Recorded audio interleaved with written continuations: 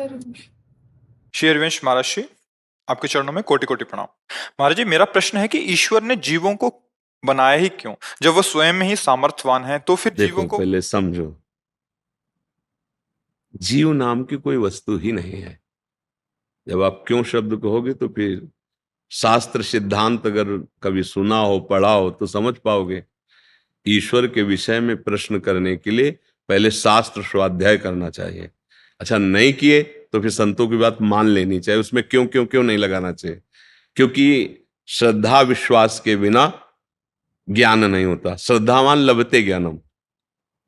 भवानी शंकरो वंदे श्रद्धा विश्वास रूपिणो याभ्याम बिना न पश्यंती सिद्धा स्वांता स्तमीश्वरम। यदि श्रद्धा विश्वास नहीं है तो फिर आपके कोई प्रश्न का उत्तर हो ही नहीं सकता। अगर श्रद्धा विश्वास है तो मान लो कोई जीव नहीं है। जब सृष्टि प्रकट हुई तो उस भगवान के श्वासों से वेदों का प्रादुर्भाव हुआ।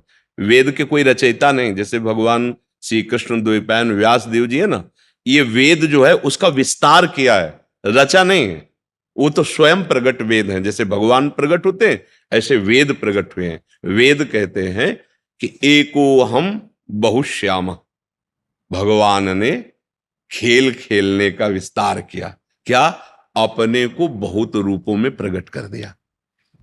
भगवान जिसे ब्रह्म कहते हैं, उससे मूल प्रकृति, मूल प्रकृति से त्रिगुणात्मिका प्रकृति, सतोगुण, रजोगुण, तमोगुण, उससे महातत्व, महातत्व से त्रिविध अहंकार, उसी से त्रिविध अहंकार में जैसे रजोगुण से ब्रह्मा और शतोगुण से भगवान विष्णु और तमोगुण से भगवान शिव विनाश, ये फिर सब देवी देवता, सब जीव शक्ति और जड़ चैतल सब प्रकट हो गया। कहने में देर लगी, प्रकट होने में देर नहीं लगी। इतने में सब कुछ हो गया। एको अहम, एक मैं बहुश्यामा, बहुत रूपों में हो जाऊं, इस संकल्प से तत्काल अनंत ब्रह्मांडों का सृजन हो गया। वही भगवान। अब शर्त रख दी गई, इतने रूपों में वही हैं। 84 लाख योनियां हैं। 83,99,999 योनि में तुम मुक्त नहीं हो सकते। एक केवल गेट रखा गया है, मनुष्य योनि। तुम वही हो, दूसरे नहीं हो। निकलो इससे। पर ये रचना ऐसी है कि जब इसमें आए तो हम भूल गए कि हम कौन हैं। मैं पुरुष, मैं स्त्री, मैं गोरा, मैं काला बन गया। कोई नहीं। जीव जानते हो किसे कहते हैं? जो देह भाव को प्राप्त हो जाता है उसे जीव कहते हैं, और जो देह भाव मुक्त हो जाता है उसे शिव कहते हैं। नहीं, संत लोग जपते शिवोहम शिवोहम, अहम ब्रह्मास्मि, ब्रह्म, मैं ब्रह्म हूं, ब्रह्म हूं। वो दूसरा नहीं है कोई, वही है। अपने आप को भूल गया। देखो अब चूंकि प्रश्न इतना ऊंची स्थिति का है, ब्रह्मविद ब्रह्मवि भवति। जो ब्रह्म को जान लेता है वो ब्रह्म में हो जाता है। ब्रह्म में हो जाता है का मतलब जानते हो क्या है? वो ब्रह्म में था, ब्रह्म में है, ब्रह्म में रहेगा। ये बात उसके अनुभव में आ जाती। ये ब्रह्म ज्ञान में बाधक है भगवत प्राप्ति में। जैसे प्रेम रस है, भगवत रसिक जी कह रहे पांचों भूले देह सुधी, छठे भावना रास की। पहले ये देह सुधी भूले। अब हमारा तो सारा ज्ञान इसी में है ना। मैं स्त्री, मैं पुरुष, मैं खाता, मैं पीता, मैं देखता, मैं ज्ञानी, मैं अज्ञानी। वो अपने आप को भूल गया। इसीलिए ये जन्म मरण का खेल हो रहा है। ये जो हम आरोप लगाते ना कि भगवान ने हमें क्यों फंसाया, यही तुम्हारा ज्ञान है। तुम झांक के देखो लौट कर, तुम हो कौन? तुम ही फंस गए हो, किसी ने तुम्हें फंसाया थोड़ी। किस में फंस गए हो? मकड़ी अपने मुख से जाला पैदा करती है, उसी में खेलती है और उसी में मर जाती है। हम अपनी वासनाओं का जाल फैला लिए। बोलो हमें कौन बांधे हुए है? कौन बांधे? हम ही चाह में बंधे हुए हैं। चाह छोड़ो, अभी जीवन मुक्त हो। न तुम्हें कोई बांधा था, न कोई बांध सकता है। चाह कैसे उत्पन्न हुई? शरीर को मैं मानने से। अब भूख है, प्यास है, देखना है, सुनना है, भोगना है, छूना है, सूंघना है, जन्म है, मृत्यु है, ये किससे हुई? इसको अपना मानने से। गलती किसकी हुई? मेरी हुई। भगवान ने कहां बांधा? आप हो कौन? कहा जाता है कि ईश्वर अंश जीव अविनाशी। ईश्वर का अंश है तो है कौन? अविनाशी। तो आप अपने को कभी अनुभव किए कि आप अविनाशी हैं? आप तो अपने को विनाशी अनुभव कर रहे हैं, जन्मने मरने वाला। आपको कहा गया है अमल, चेतन अमल, सहज सुख राशि। आप में कोई विकार नहीं, तो आपको देखो, आप तो विकारी बने हुए हो। आपने ही तो स्वीकार किया, नहीं तो आपका स्वरूप तो निर्विकार है। आपका संबोधन सुख राशि से है, सहज सुख राशि। तो आप तो दुख में फंस गए हो। क्यों? क्योंकि आपने स्वीकार किया है। समझा के आपको ही तो छोड़वा रहे हैं, आप ही छोड़ेंगे तो आपको ही अनुभव हो जाएगा। कोई किसी ने कृपा थोड़ी की, कोई वस्तु थोड़ी दी, समझ ठीक हुई, वो वस्तु यही है, अनुभव में आ गई। तरंग क्या है और समुद्र क्या है? आप बिल्कुल विचार करके देखो। वायु विकार समुद्र में तो तरंग हो गया ना, वायु हटी तो समुद्र ही है ना। तो तरंग जब है तो है कौन? आप क्या कहोगे? तरंग शब्द क्यों कहा गया उसे? क्योंकि वायु विकार है ना। वायु विकार हटा दो तो समुद्र ही है ना। बस। जीव क्यों कहा गया? माया से युक्त, माया माने भ्रम, भ्रम से युक्त होकर अपने को देह मानकर कर्ता भोक्ता भाव में विचरण करने लगा। तो मानो जैसे किसी व्यक्ति को कहा जाए, ए रिक्शा, तो खड़ा हो गया। वो रिक्शा है क्या यार?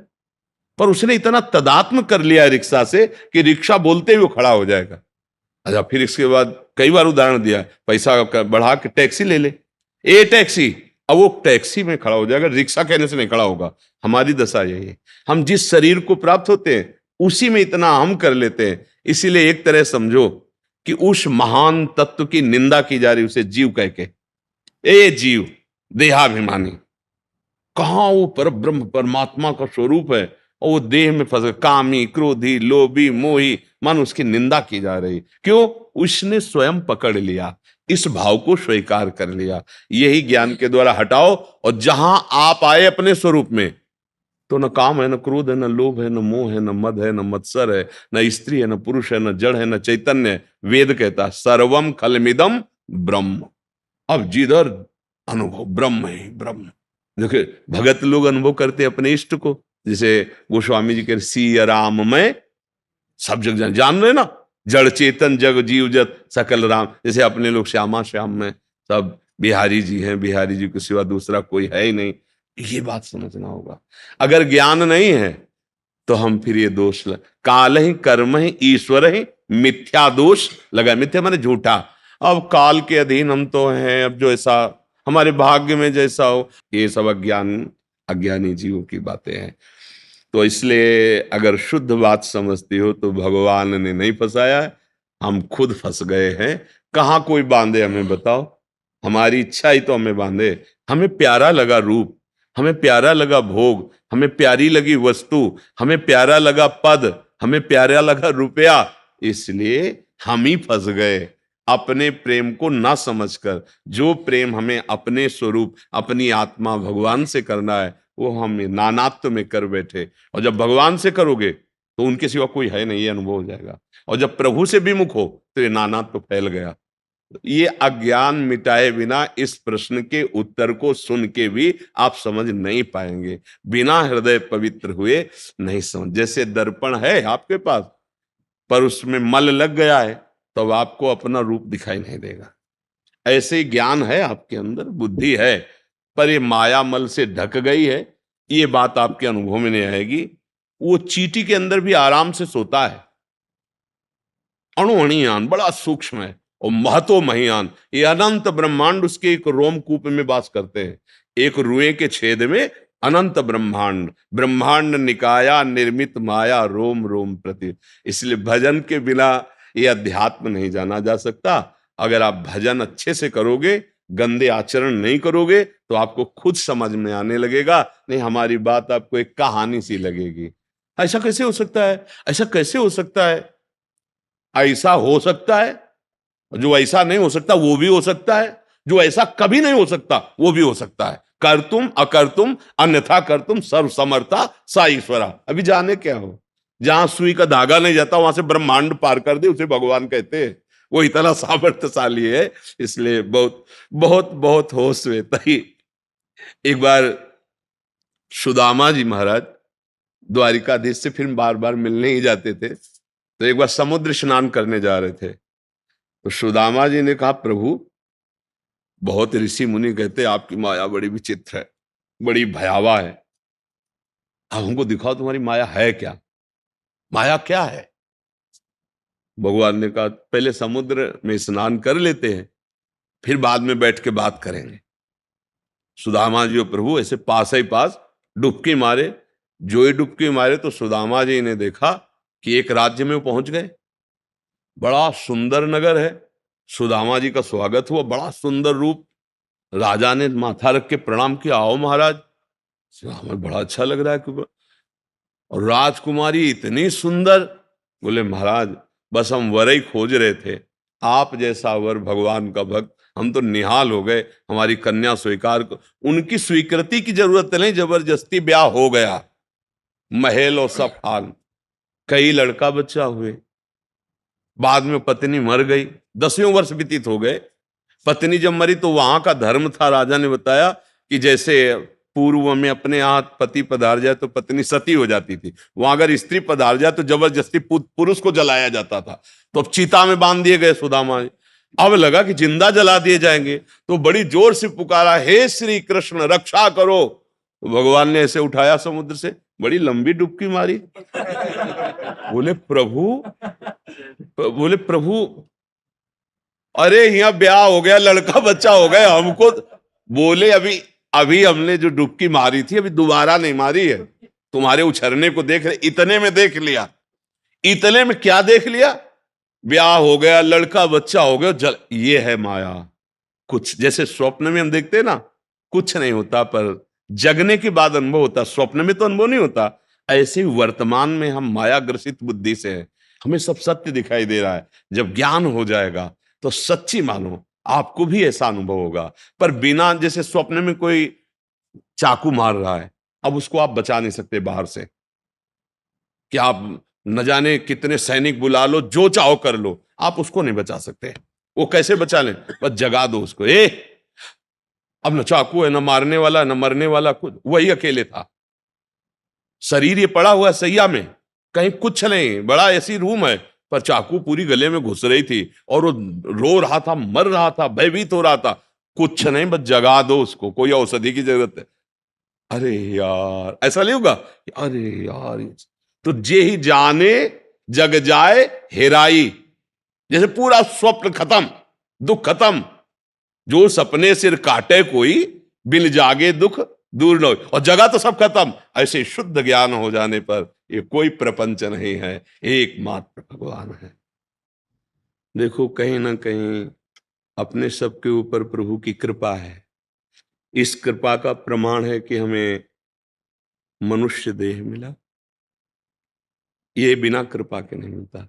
जैसे कर्मों से सुख और दुख का विधान पाया गया है, लेकिन मनुष्य शरीर एक कृपा से मिलता है। इसका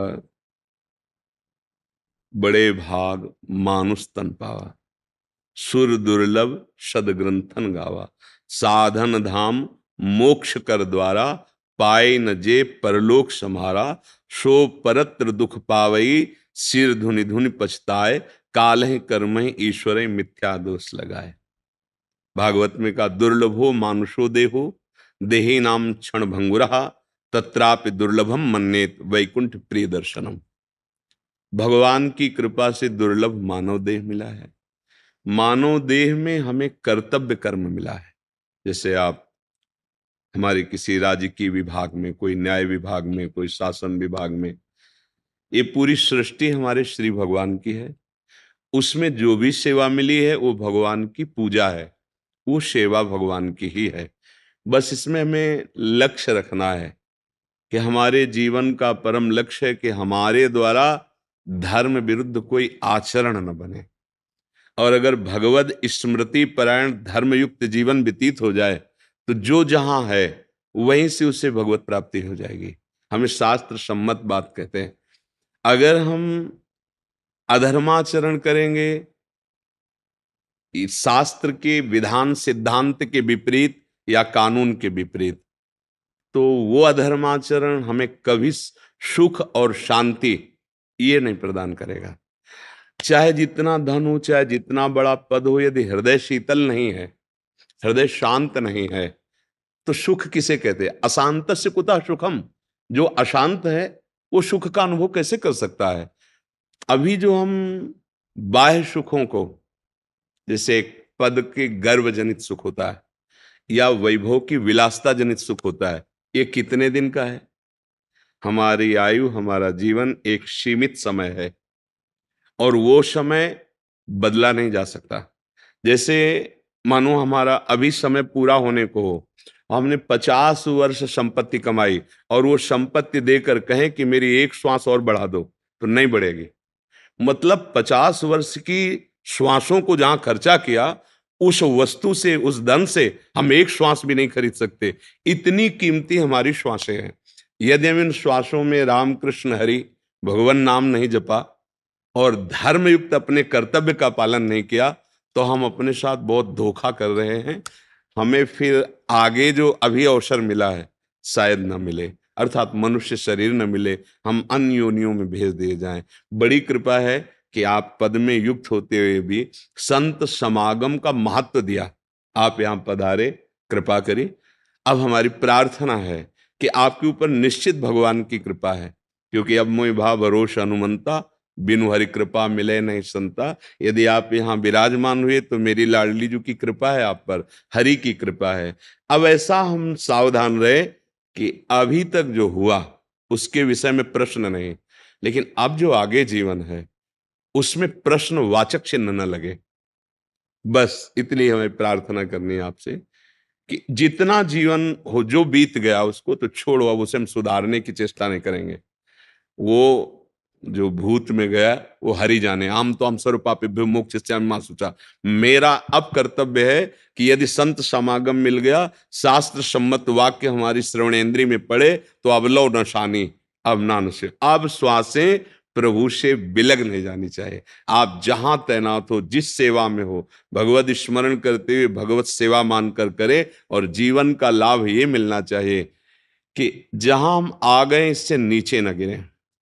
अगर हम मनुष्य योनि में आगे माना कि भगवत प्राप्ति नहीं कर पाए, तो फिर मुझे मनुष्य योनि मिले, फिर मुझे देश सेवा मिले, फिर मैं भगवत स्मृति परायण रहूं और अपना काम बनाऊं। हमारा विश्राम होगा आवागमन से मुक्त होना। ये पुनरपि जननम पुनरपि मरणम पुनरपि जननी जठरे शयनम, कब तक हम झेलते रहेंगे? आज मनुष्य मिला है, कल पशु पक्षी का मिलेगा, पता नहीं क्या। अब हमको इसे रोकना होगा, तभी हमारा ज्ञान सार्थक है, तभी हमारा पद सार्थक है। जब हम अपने आप को परम पद में पहुंचा दें, वो है भगवान की प्राप्ति। मनुष्य जीवन का परम लाभ है भगवान की प्राप्ति। इसलिए जहां भी हो, जैसे भी हो, हमारे लाडिले प्रभु के हो, नाम स्मरण और धर्म युक्त आचरण, बस दो ही पाए हैं। समस्त शास्त्रों का सार दो ही पाया है। तुम्हारे आचरण, तुम्हारा चरित्र पवित्र हो और नाम स्मरण हो, तो त्रिभुवन पर विजय प्राप्त कर लेंगे। कोई भी आपको परास्त नहीं कर सकता। हमारा जब चरित्र बिगड़ जाता है, तो रावण जैसा बलाभिमानी, तपाभिमानी, त्रिभुवन में अद्वितीय, बल में, विद्वता में और ऊंचे कुल में पुलस्त जी का, लेकिन चरित्रहीन होने के कारण मारा गया। चरित्रहीन होने के कारण राक्षस कहा गया। चरित्र ही हमारे देश में पूजनीय है। जिसका चरित्र पवित्र है और जो धर्मयुक्त भगवत स्मरण परायण है, वो महात्मा ही है, चाहे पैंट शर्ट में हो, चाहे धोती कुर्ता में हो, चाहे किसी रंग में हो। अगर ये नहीं है, चरित्रहीन है, तो कोई भी हो धूर्तता ही है, अधर्म ही है, चाहे किसी भी भेष में हो, वो दंड का अधिकारी है। प्रगट में अगर दोष नहीं खुल रहा, तो वो अव्यक्त परमात्मा उसे दंड देगा। वो कभी शांति और सुख को प्राप्त नहीं हो सकता। इसलिए मनुष्य जीवन का लाभ हम सब ले, नाम जप करते हुए धर्माचरण, जो कर्तव्य मिला है उसका निर्वाह करें। राधे राधे, श्री हरिवंश। मेरा यह प्रश्न है, मैं आपकी प्रिय सखी कैसे बनूं? हमारी स्वामिनी है राधा रानी, हम उनके चरणों में। तो अगर तुम राधा राधा जपोगे, तो हमारे भी और हमारे प्रीतम श्याम सुंदर और हमारी लाडली जू अर्थात श्यामा श्याम की और मुझदास की अत्यंत प्यारी रहोगी। राधा राधा जपो और जैसा मम्मी पापा आदेश करें वैसा। जीवन में ये ध्यान रखना, कभी अपने माता पिता से छुपाव करके कोई व्यवहार न करे। माता पिता पहले गुरु होते हैं। हर बात अपनी माता पिता को कहे, माता पिता जो तुम्हें निर्देश करें वैसे चलना और राधा राधा बोलना, तो हमारी प्राण प्रिय हो जाओगी और हमारे प्रभु श्यामा श्याम की हो जाओगे। समझ गए? हाँ, धन्यवाद।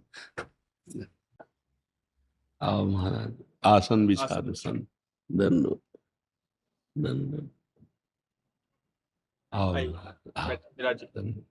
पतित पावन सुनते आसन दीजिए। दंडो दंडो। क्या आज्ञा है आप संतों की। अरे महाराज जी, आप तो दर्शन देने आए हो। शरीर ऐसी स्थिति में, तो जा जा के संतों के दर्शन करने चाहिए। तो कृपा करके आप सब संत जन दर्शन देने आते हैं। बड़ी कृपा है प्रियाजू की और आप सब संतों की, जो आप दर्शन देते हैं। यही हमारे जीवन का परम लाभ है कि भगवान हम पर अपनापन करके अपने जनों को भेजते हैं। उनके दर्शन से हमारा हृदय ऐसा अनुभव करता है कि मेरे ऊपर प्रभु की कृपा है। अगर उनकी कृपा ना होती तो ये असंग महापुरुष जो प्रभु के रंग में रंगे हैं, ये क्यों आते हैं? इनको क्या जानना है, क्या पाना है? इनको किसी का आशीर्वाद या कोई ज्ञान जानने की जरूरत थोड़ी रह गई। जो राधा राधा बोलते हैं, श्याम श्याम बोलते हैं, राम राम बोलते हैं, सिया राम बोलते हैं, इससे बड़ा कोई ज्ञान नहीं, इससे बड़ी कोई जानकारी नहीं। जिसके हृदय में बात बैठ गई कि प्रभु का नाम जो गुरुदेव ने दिया है, सब ज्ञान की पिटारी है, सब वैभव ऐश्वर्य, यहां तक कि प्रभु का प्रेम उसी में समाया हुआ है। अब क्या जानना है? ऐसे महापुरुष संत जन आकर जब मिलते हैं तो फिर लगता है जो प्रभु मोहि अनुग्रह की ना, तो तुम आई दर्शट दीन्हा। अगर प्रभु हम पर कृपा न करते तो आप सब जन आकर दर्शन न देते। प्रभु की बड़ी कृपा है, आप दर्शन लेने नहीं, दर्शन देने आए हैं, कृपा करने आए हैं। सब जन धन्यवाद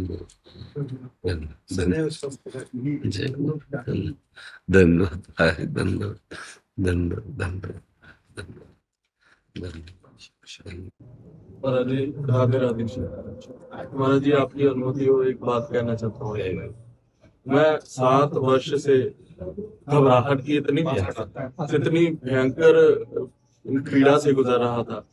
इस बीच आपका सत्संग सुना, उसके बाद बिल्कुल ही एकदम से नाम जपने लग गया, एकदम से चमत्कार जैसे हो गया, ठीक हो गया। मैं आपके हर आदेश का लगातार सख्ती से पालन कर रहा हूँ और महाराज जी दिन रात सत्संग सुन रहा हूँ। हर समय गाड़ी चलाते समय, काम पे, ऑफिस में बैठते समय, और जितना हो सकता है प्रयास कर रहा हूँ नाम जपने का। आप निश्चिंत रहिए, भगवान की कृपा है जो आप संतों पर श्रद्धा, उनके वचनों पर श्रद्धा। तो आप खुद देखो आपको कैसा अनुभव हो रहा है। पूर्व में जो हुआ उसकी चिंता मत करना, क्योंकि अगर आप नाम जप करोगे तो सब नष्ट हो जाएगा। आगे गलती ना होने पावे, अगर हो भी जाती है तो रुकना नहीं, डरना नहीं, झुकना नहीं। ऐसा होता है ना कि अब फिर फिसल गए, अब क्या, नहीं। अगर कभी गलती हो जाती है तो हमें टूटना नहीं चाहिए। 1000 बार गलती हो, हमको उत्साह पूर्वक रौंदना है। ये जो गलती कराने वाले दोष हैं, इनको हम रौंदेंगे। हमारे पास नाम है, हमारे पास गुरु का बल है, भगवान का आश्रय है। बस निराश मत होना, बहुत कृपा है। इसी जन्म में यदि भगवत प्राप्ति हो जाए तो जीत गए यार। न जाने कौन कौन सी योनियों में गए, आज हमें मनुष्य योनि मिली, फिर हम गंदे आचरण करके फिर गिर रहे हैं। भगवत कृपा हुई जो आप संभल रहे हो, ऐसा संभलो कि अब गिरने के चांस न रह जाए। उस महान कृपालु वो है, कोई ऐसी जगह नहीं जाना हो, वो है। देखो खुद आप अनुभव करो, उसकी बात मान गए तो आपको कैसा लग रहा है, और अगर वो मिल जाए, उसके जन तुम्हें कैसे लग रहे हैं जो उनके तुच्छ दास हैं, अगर वो मालिक तो कैसा लगेगा। निहाल हो जाओ, क्योंकि उसी के बच्चे हो, उसी के अंश हो। उससे विमुख होने के कारण ये सब माया हमें परेशान कर रहे। जहां सम्मुख हुए तो ई परलोक सकल सुख पावत, इस लोक में भी और परलोक में भी। मितेश सोनी जी गुजरात से। राधे राधे। राधे राधे महाराज जी। महाराज जी, कर्म का फल सबको मिलता है, चाहे बुरा हो या अच्छा। लेकिन कुछ बुरे कर्म जैसे भ्रष्टाचार, बलात्कार और हत्या, ऐसे कर्मों का फल कई बार देखा गया है कि इस जन्म में तो मिलता ही नहीं है। तो इसकी वजह से समाज में ऐसे कर्म करने, आप कितना देख पाए हैं? आपकी दृष्टि कितनी, किसका प्रश्न है? आपकी दृष्टि कितनी है? जब चोरी किया, पुलिस पकड़ के ले गई तो 2-4 थप्पड़ रास्ते वाले देखे, लेकिन थाने के अंदर जो उसके, और इसके बाद जो वहां कानूनी सजा होकर पूरे जीवन भर जो उसको दंड मिलता है, आपकी दृष्टि वहां तो नहीं है ना। ऐसे जैसे पाप कर्म कर रहे हैं इस समय, पुण्य कर्म का प्रताप चल रहा है तो एक कांटा भी नहीं लगेगा। जब तक वो पुण्य है तब तक चलता रहेगा। इसके बाद जब वो पुण्य खत्म होगा जिसके प्रभाव से बच रहे थे, और पूर्व का पाप और अभी का पाप ये दोनों मिलेंगे, उसके देखने लायक अपनी दृष्टि नहीं ना। अगर दिव्य दृष्टि हो तो देखने को मिल जाए, और अपने पास दिव्य दृष्टि तो है नहीं। पर इतना देखा कि हथकड़ी लगा के थाने के अंदर ले गए, उसको पी ले जाते थे न्यायालय में। वहां जो दंड मिलता, क्या सभा में फांसी दी जाती है क्या? एकांत में दी जाती ना। ऐसे आपने पाप जो किया है उसका फल एकांत देश है नरक, उसमें दंड मिलता है। और फिर कुछ जो पाप बचते हैं फिर उनके अनुसार उसका अगला जन्म कर दिया जाता है। तो ये तो ज्ञानी जन देख पाते हैं जिनकी दिव्य दृष्टि है, अपने लोग नहीं। बगैर चाह तो ऐसी रहती कि इसने पाप किया तो अभी दंड मिलना चाहिए, पर वो ऐसा नहीं है। अगर बहुत भारी अपराध बन गया तो फिर आयु क्षीण हो जाती है, तत्कालिक दंड मिल जाता है। जैसे पूर्व में हमको बताया गया था कि जो उन्होंने गलती की थी ना, दूसरे दिन सुबह ही ऐसा उनका तत्कालिक महापाप बन गया, और पुण्य उनका सपोर्ट नहीं कर पाया। नहीं तो अगर पुण्य सपोर्ट करता तो न्यायालय में बात जाती, वर्षों चलता, फिर उनको दंड मिलता। ऐसा है। ये भागवतिक विधान बड़ा सूक्ष्म है, ये निर्णय होता है ज्ञान के द्वारा।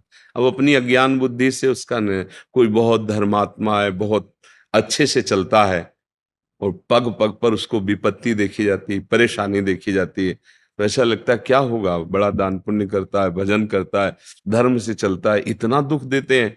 और वो अगला आदमी जो है मस्ती कर रहा है, धर्म का उल्लंघन कर रहा है और बड़े मौज से रह रहा है, तो विपरीत दशाएं देखी जाती है। आज का सत्संग सुना था क्या आपने? सुना था ना? हाँ, तो बस सत्संग से जो विवेक प्राप्त होता है उसी से समझा जा सकता है। धृतराष्ट्र जी ने यही प्रश्न किया था कि जो धर्म आचरण नहीं करते हैं और पाप करते हैं, और एक होते हैं धर्म भी करते हैं और पाप भी करते हैं, तो क्या उसका वो पुण्य वाला कार्य उसके पाप को नष्ट कर देता है क्या? उनका नहीं, वो अलग विभाग है, वो अलग। एक है जो नष्ट कर सकता है, भगवान का आश्रय और भगवान का भजन। तो बड़ा सूक्ष्म है। बका चाहत तो यही होती है कि अभी अपराध करे, अभी दंड मिले तो सब कोई देखे तो भयभीत हो जाए। पर ऐसा यहाँ का भी कानून नहीं है, तो फिर सरकारी जो भी है तो भगवान के ही सब, जितने भी अस्त्र शस्त्र विधान बने ये सब शास्त्र सम्मत ही बने हुए हैं। क्योंकि जो भी महापुरुषों ने बनाया है ना, वो शास्त्र सम्मत ही बनाएंगे। चाहे वो धनुर्वेद हो, मतलब अस्त्र विद्या हो, चाहे वो आयुर्वेद हो अथवा डॉक्टरी हो, या जो भी विधान है वो सब वेद हैं, शास्त्र हैं, उन्हीं को लेकर रूपांतरित करके बनाया गया है। तो अपने लोगों को नहीं देखने को मिलता। जो आदमी इतना गंदी तरह से किसी की हत्या करे उसको दंड तो मिलता है, बड़ा भयानक दंड मिलता है। अब बोलो जिसको ये पता चल गया कि 10 दिन बाद तेरी फांसी है और 10 बजे होगी, अब वो प्रतिपल मरेगा, कितना भयानक कष्ट उसको है। इसलिए तो शारीरिक दंड मिला, इसके बाद उसको नारकी दंड मिलेगा। जैसे थाने में पिटाई हुई तो पूरा हिसाब थोड़ी हो गया, अभी तो न्यायालय से दंड विभाग उसे दंड निश्चित करेगा और फिर जेल में मिलेगा। तो इसलिए बहुत डरना चाहिए कि हमसे पाप कर्म ना हो। पर वो माया इतनी विचित्र है कि हो ही जाते हैं। अगर नाम जप करता रहे तो जो पाप हो गए हैं वो भी नष्ट हो जाएंगे, और बुद्धि इतनी शुद्ध हो जाएगी कि आपकी रुचि ही नहीं रह जाएगी। जैसे देखो कई लोग हैं पीछे शराब पीते रहे, अब वो सत्संग सुने तो कहते हैं हमारी रुचि ही नहीं है, हमें मतलब। तो कई बार हम नहीं छोड़ पाते, जानबूझ के नहीं छोड़ पाते, जानते गलत है। तो उसका कारण होता है हमारे अंदर बल की कमी हो गई है। जो अध्यात्म बल है जिसके द्वारा हम इंद्रियों को रोक सकते हैं, वो विषय सेवन से नष्ट हो गया है। अब हमको अध्यात्म बल पाना है, तो नाम जप से, साधु सेवा, अन्य जीवों की सेवा, माता पिता की सेवा, अच्छे आचरण, इनसे आप में तेज आ जाएगा, अध्यात्म बल आ जाए। शरीर भले रुग्ण हो, मतलब शरीर रोग से लेकिन अंदर से कोई दुखानुभूति नहीं होगी, एक आनंद बना रहेगा।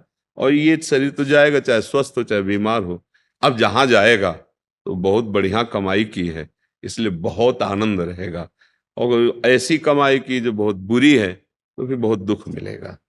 अब अपने तो देख लिए कि सजा हो गई, पर उसको क्या बीतती है, परिवार से बिलग, स्वतंत्रता रहित, जो मिले वही खाना, और वहां भी ऐसे ही लोगों का संग जो अधर्माचरण करके गए अब कितना जीवन नर्क में, अपने प्रिय से आप बैठ करके बात नहीं कर सकते, पर्दा लगा है जाली का, लोहे के, इधर से आप बात करो, इधर से आप बात, क्या जीवन।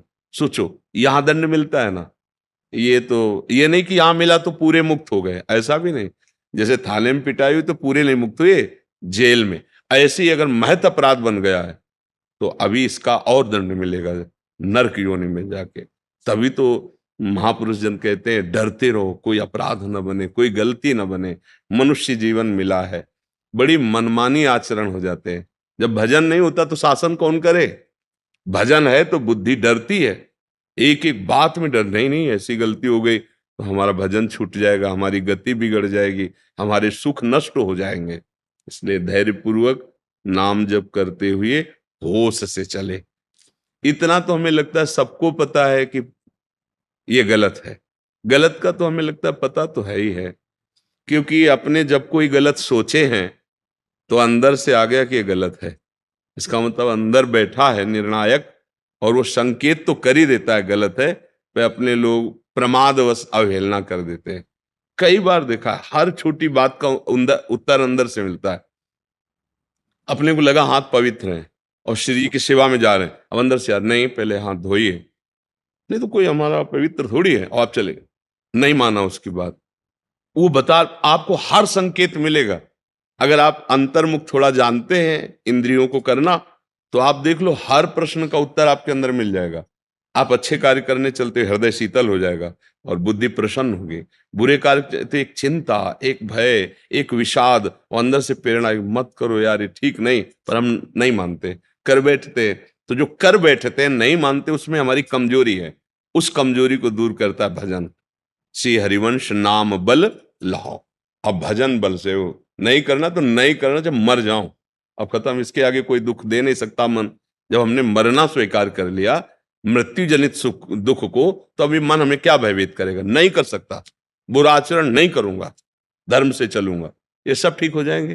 पर हमारे निश्चय में दम नहीं है। आज निश्चय करते हैं और कल हमारा निश्चय टूट जाता है, क्योंकि हमारे अंदर वास्तविक बल नहीं है।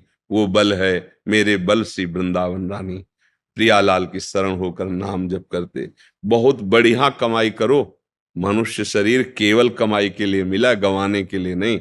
जो मनमानी आचरण करते हैं वो पूर्व जो सुकृत है उनको गवाकर खाली हाथ यहां से पाप का बोझा लेकर के जाते हैं। बहुत सावधान। राधे राधे महाराज जी, आपके चरणों में कोटि कोटि प्रणाम। महाराज जी, वैवाहिक जीवन में ब्रह्मचर्य के क्या नियम है? संतान प्राप्ति के सिवा भोग पाप है जैसा सुना है, परंतु धर्म पत्नी नियम पालन में साथ ना दे। महाभारत ग्रंथ में, शास्त्र में, जो जिनका पाणी ग्रहण संस्कार हो गया है, जब पत्नी मासिक धर्म से युक्त होकर 7 दिन बाद पवित्र हो जाए, फिर पवित्र तिथियों का त्याग करते हैं। जैसे एकादशी है, या पूर्णिमा है, या भगवत जन्मोत्सव है, राधाष्टमी, कृष्ण जन्माष्टमी, रामनवमी, नवदुर्गा आदि, इन पवित्र तिथियों का त्याग करते हुए महीने में एक बार, ऐसा शास्त्र सम। पर उसे हम इसलिए व्यक्त नहीं करते कि जितना अधिक दोनों मिलकर संयम कर सको अच्छा है, पर यदि नहीं संयम तो एक बार का लिखा है कि जब तक मासिक धर्म से युक्त माताएं बहनें रहती तब तक स्पर्श भी न करे, मतलब उस भावना से। और जब पवित्र हो जाए तो एक बार के लिए, ऐसा शास्त्र में वर्णन है, तो वो पवित्र रहेंगे और उस शरीर स्वास्थ्य भी ठीक रहेगा और संतान उत्पत्ति के लिए भी मंगल में माना गया। अब जैसे संतान हो गई है और हमारी वासना अभी शांत नहीं हुई है, तो ऐसा अन्य की तरफ न देखे, धर्म से चले, तो इसमें कुछ सुख है नहीं, ऐसा अनुभव हो जाएगा। बहुत देखे हम तो, बिना पढ़े लिखे गांव के लोगों को देखा है कि 1-2 संतानें हो गई तो घर के बाहर लेटने लगे परिवार से, क्योंकि वास्तविक इसमें सुख नहीं है। हमारा जो मन है जिस सुख की चाह कर रहा है, आप खुद देखो, गृहस्थ हो आप लोग, आपको हर बार एक नई तृष्णा जगती है, एक नया चाव भोगने का होता है, वो चिंतन के कारण। ऐसे इस शरीर से नहीं तो इस शरीर से, इस प्रक्रिया से तो नहीं इस प्रक्रिया, और उन प्रक्रियाओं को, उन शरीरों को भोगता है, पर फिर भी एक नई तृष्णा, मतलब सुख नहीं मिला। नहीं तो ऐसा ना जैसे हम प्यासे, पानी मिल जाए तो हाँ भाई, तृप्ति हो गई। जैसे केवट जी कह रहे हैं, अब कछुनाथ न चाहिए मोरे। तो हमारा जो मन सुख मांग रहा है, वास्तविक वो सुख निरंतर वाला मांग रहा है, जिसमें दुख का लेश न हो और आनंद ही आनंद हो। अब हमारा ज्ञान के कारण चिंतन बदल गया, हम देहाभिमान भाव से हो गए कि मैं पुरुष हूं। अब हमारी मांग 5 ज्ञानेंद्रियों और मन के सहित मनाखष्टान इंद्रियाणि प्रकृति स्थान कर सती। अब वो प्रकृति से सुख चाहने लगा, हर इंद्रिय अब हमारी प्रकृति भोग में। और इसका नाम भगवान ने गीता में रखा है दुखालयम अशाश्वतम। तो हर भोग का अंतिम परिणाम खाली हाथ, अशांति और भारी भोग तृष्णा। जो जितना भोगता है उतना ही कामी होता जाता है। जैसे आग में घी डालते रहो तो बढ़ेगी ना, ऐसे भोग तृष्णा है। तो अपनी भोग तृष्णा हम पूरी त्याग नहीं सकते, इसलिए हमारे को प्रवृत्ति मार्ग मिला है, गृहस्थ धर्म, पाणिग्रहण संस्कार, धर्म पूर्वक पत्नी को स्वीकार करके दोनों एक दूसरे की मनोवृत्तियों को मिलान करें, धर्मयुक्त, अर्थात एक दूसरे से प्रेम बनाए हुए आजीवन, अन्य दूसरे का कैसी भाव से। तो जितना अधर्माचरण होगा उतनी वासना बढ़ती चली जाएगी, और जितना धर्माचरण होगा तो धर्म के प्रभाव से वासना शांत होती चली जाएगी। तो इसीलिए व्रत नियम लगा दिया गया कि आपने जो पाणी ग्रहण किया है बस उसमें, और उसमें भी 1 महीने में एक बार, जो हमने शास्त्रों में पढ़ा कि मासिक धर्म के 7 दिन, 7-8 दिन तक बिल्कुल नहीं, और जब वो पवित्र हो जाए तब फिर ऐसा करें। ऐसा अभी परसों ही वो चीजें हम सुनाते इसलिए नहीं है कि भ्रष्टाचार बढ़ा हुआ, कौन धर्म की बात मानेगा। गर्लफ्रेंड बॉयफ्रेंड, आज ब्रेकअप, दूसरे के साथ, फिर कल उससे, ये क्या है, ये क्या है? ये संस्कार है हमारी नई पीढ़ी के। इस पर इसलिए हमारा बिल्कुल हमारा हृदय जल जाता है। आप लोग क्या कर रहे हो अपने जीवन के साथ, खिलवाड़ कर रहे हो। जब तुम ऐसे हो फिर पाणी ग्रहण करोगे तो तुम्हें प्रीति होगी अपने पति से, तुम्हें प्रीति होगी अपनी पत्नी से, तुम्हारा भाव बनेगा? बिल्कुल नहीं बनेगा। पूरी गृहस्थी चौपट, पूरा हमारा जीवन चौपट हो जाएगा। नई नई चाट लग गई है। हम कई बार उदाहरण में दिया है कि यदि आपका होटलों में खाने का अभ्यास बन गया ना, तो घर की रसोई अच्छी नहीं लगेगी। ध्यान रखना, अगर एक पत्नी से चलोगे व्रत लेकर धर्म से, एक सीमा, और धर्म की पूर्ति के लिए संतान उत्पत्ति क्रिया, और बाद में निवृत्त होकर भगवान को प्राप्त करना। अगर आप व्यभिचार करेंगे तो इतनी आसक्ति बढ़ जाएगी, आप लोगों को क्या बताना है। अवस्थाएं हो रही, पर मन की दशा को देखो क्या है। पैसा है तो आप पैसे के बल से कौन सा व्यभिचार कर रहे हैं, आप देख लो ना, अपने जीवन को देख लो। हमें क्या बताने की जरूरत है, क्योंकि हम तो शास्त्र के इशारे को देखते हैं कि अगर मन भगवान में नहीं लगा तो तुम चाहे 90 वर्ष के हो, वही मन मांगेगा जो जीवन भर मांगा है। तुम्हारी वासना तुम्हें जलाएगी, भ्रष्ट करेगी, नीचे गिराएगी। इसलिए भाई अब हमारा तो इस विषय में बोलने की हिम्मत ही नहीं रह गई है। हिम्मत तो तब हो ना जब आपके आचरण पवित्र हो। 20-25 तक पहुंचते पहुंचते आपने अपना सर्वनाश कर दिया अन्य क्रियाओं से, अन्य वासनाओं से। कैसे बताए, कैसे बताए, कैसे तुम पवित्र होगे, कैसे तुम्हारा जीवन पवित्र, कैसे गृहस्थ धर्म तुम्हारा वो अपनी तरफ, आप अपनी तरफ, ये गृहस्थी है। अरे दोनों एक, चाहे दुख आवे चाहे सुख आवे, बाहु से बाहु मिला करके आगे बढ़ते हुए धर्म पूर्वक, तो संतानें पवित्र उत्पन्न होंगी, समाज में आप सुख वर्धन करने वाले बनेंगे।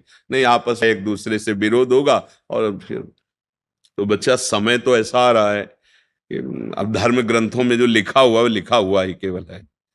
विदुर जी महाराज के वचन है कि जब स्त्री मासिक धर्म से पवित्र हो जाए तब पुरुष संतानोत्पत्ति की भावना से, अब मान लो संतानोत्पत्ति नहीं चाहिए, अब वासना है, तो अन्य जगह जाने की जरूरत नहीं है। आपने धर्म पूर्वक दोनों ने स्वीकार किया है, वहां कोई पाप नहीं होगा। अन्य जगह पाप हो जाएगा, अन्य जगह बुद्धि भ्रष्ट हो जाएगी। और अगर दोनों मिलकर धीरे धीरे इसके रहस्य को जान जाओ, किसमें सुख नहीं, अंतराय बढ़ाते चले जाओ, तो दोनों महात्मा हो जाओगे, दोनों भगवत प्राप्ति के योग्य हो जाओगे। ऐसे चला है। देखो प्रीति में सुख है, प्रीति में सुख है। वास्तविक देखो, जब आपको किसी से प्रेम हो जाता है वास्तविक, वो काम चीज अलग है, चेष्टा अलग है, काम चेष्टा, काम क्रिया, प्रीति। तो प्रीति में उसके दर्शन से, संभाषण से, उसको खिलाने से, पिलाने से, उसको सुख देने से एक हृदय में विशेष आनंद आता है। अपने प्यारे को सुखी देख करके एक सुख आता। अब यहां क्या है, अपने प्यारे से प्यार नहीं है, स्वार्थ खेल रहा है, वासना खेल रही है। आप देखो ना, नहीं ऐसा नहीं हुआ है। अगर ऐसा भी हुआ है कि पाणी ग्रहण संस्कार हो गया, फिर पति के पैर टूट गए या किसी तरह, तो पूरे जीवन तन मन से वो उसको सहयोग किया है और लोकों पर विजय प्राप्त की, पुण्य लोकों पर विजय प्राप्त। अब क्या, आप स्वस्थ हो, आपके पास अगर उनकी मनोकामना पूर्ण करने लायक अर्थ नहीं तो वो आपकी नहीं, वो आपकी मनोकामना के विपरीत हो तो वो आपकी नहीं। ये कोई प्रेम है, ये कोई धर्म है, ये कोई बाजार की वस्तु है? आज का समाज, भगवान बचावे, हमारी मति गति के तो परे है, पर आप सब हमारे घर के हैं, आप हमारी आत्मा हैं, इसलिए हम सलाह देते हैं, जो हुआ सो हुआ, अब सुधार लो। ऐसे आचरणों से किसी को ना यहाँ शांति मिलेगी ना परलोक में शांति मिलेगी, बिल्कुल नहीं। ये सब अधर्माचरण है। धर्म पूर्वक चलोगे तो निश्चित जो एक योगी को परमात्मा मिलता है वही आपको मिल जाएगा, क्योंकि आपका मार्ग प्रवृत्ति मार्ग है। धर्म पूर्वक पाणी ग्रहण संस्कार करो, अतिथि सेवा, साधु सेवा, परिवार सेवा, समाज सेवा, देश सेवा करते हुए भगवत प्राप्त हो। दोनों की बात है, लक्ष्य दोनों का भगवत प्राप्ति, मंगल है, धर्म है। तो अपने अपने धर्म से चला जाए तो आज भी शांति है, विश्राम है। देखो, आपको केवल अपनी पत्नी से प्यार हो और उसको केवल आपसे प्यार हो, आप पूरा काम करके आए 10-12 घंटा बाहर से, जब घर आएंगे ना तो देखने मात्र से थकान मिट जाएगी। प्यार का एक व्यवहार, प्यार का एक वातावरण और संबंध नहीं, केवल आप देखने को पति पत्नी हो। तो जब थकित आएंगे तो आग तुम्हारे हृदय जल जाएगा। उसका अलग व्यवहार, उसका अलग व्यवहार, क्या जीवन। अब सोचो, प्रवृत्ति स्वीकार किया तो क्या जीवन। अब वो कैसे स्वीकार करे आपको, या आप उसे कैसे स्वीकार करे? आपके पास पैसा है, दसियों लोगों से आपका व्यवहार है, अब मानसिकताएं बदल रही हैं बहुत बहुत। इसलिए अगर मंगल चाहते हो यहां और वहां तो होश में हो जाओ, नहीं हर कर्म का फल आपको मिलेगा।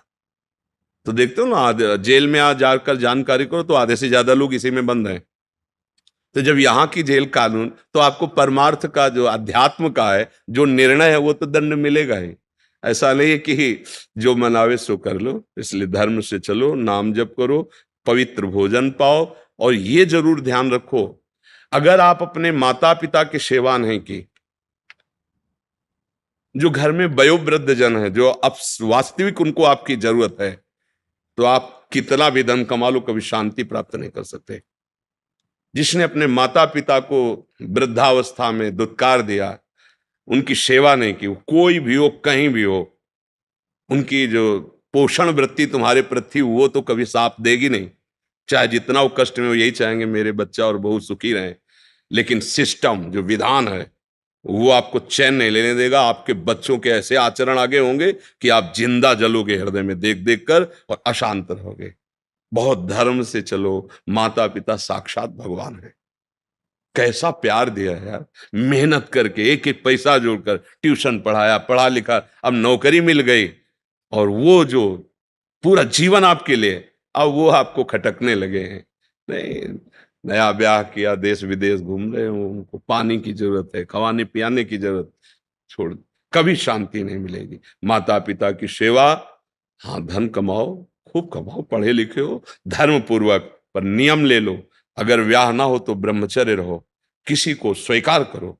भोग वासना है तो ब्याह स्वीकार करो, और जिसको स्वीकार करो, फिर अगर वो विपरीत भावना से निकल जाती है तो राधा राधा राधा तेरा मार्ग लग, मतलब मेरे भाग्य में विषय सुख नहीं है, अब मैं निश्चिंत होकर अपने माता पिता की सेवा करूंगा, जैसे भी बनेगा जीवन निर्वाह करूंगा, असत आचरण नहीं करूंगा।